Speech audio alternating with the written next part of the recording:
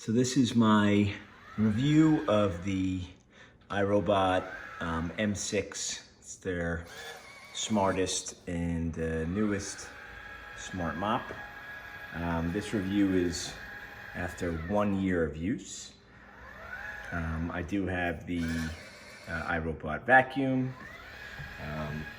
So you actually see this thing in use, which I actually had scheduled to do, and I have a lot of hardwood floors basically everywhere, my kitchen, and this thing does a pretty decent job. You might even see it spray or hear it spray. It's smart, which I do like, so I can just say, here's the docking station. I can just tell this thing, hey, listen, do the hallway on Monday, 2 p.m., or I can do it from my app. And then it'll just go, just do the hallway, and then it'll go back.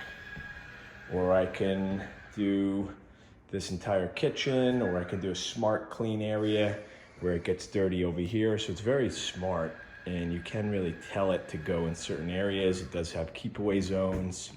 So sometimes if it gets stuck somewhere, you can just tell it to stay away from that area. So that's my likes. You can link it to the iRobot vacuum. So when the vacuum's done, it'll start. I don't do that just because I get this thing scheduled where it goes maybe an hour and a half before that. And then when this thing comes back to charge, I have the mop kind of go and do its thing, and they very rarely bump into each other. So I don't use that smart link feature. Some of the negatives on this smart mop. See this docking station, this part right here, is, I guess, so the wet mop doesn't kind of warp your wood floors, which is good.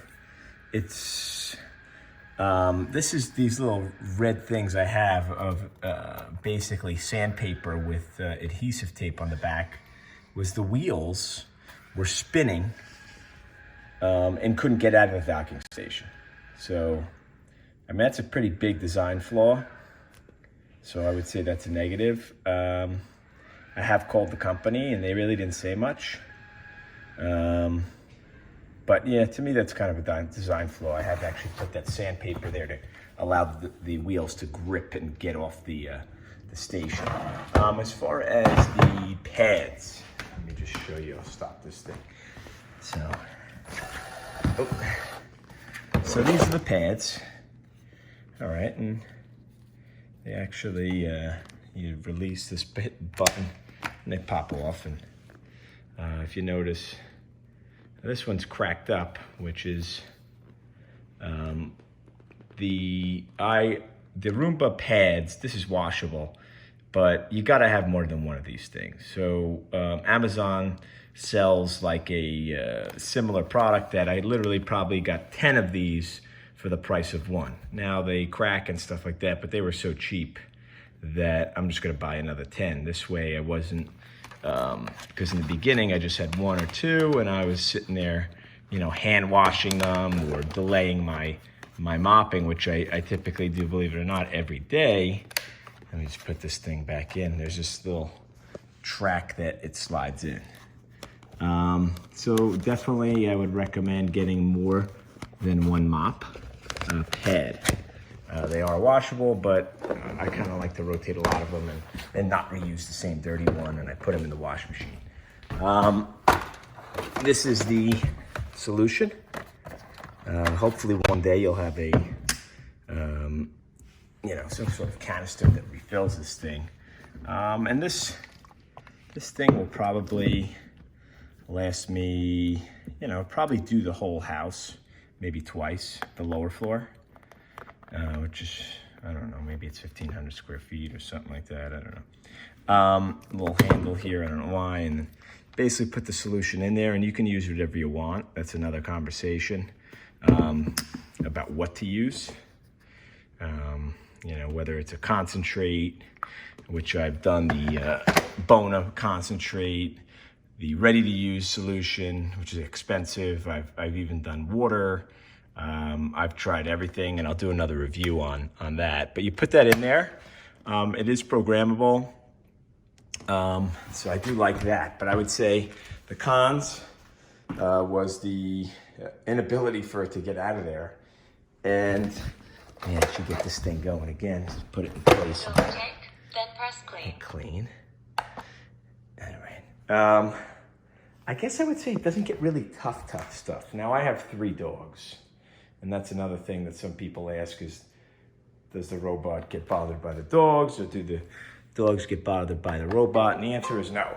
But 3 dogs mean you have really dirty floors. And I would say this thing does pretty good maintenance.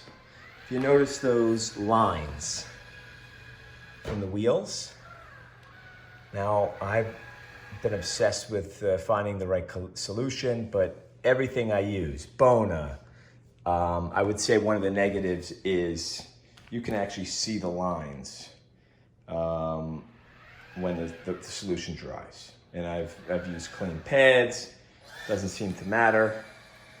Yeah, this thing does leave streaks, but it's definitely, I have a matte finish on this floor, so you don't really notice it as much. You might notice it more if you had high gloss or semi-gloss, but I have a matte. And I would say that's another negative, is it's definitely clean, and I run this thing every day or every other day the least. But there is a lot of streaks when it's done. And it doesn't get, I'll give you an example, doesn't get the really tough stuff. This is like from my dogs or maybe some dog food.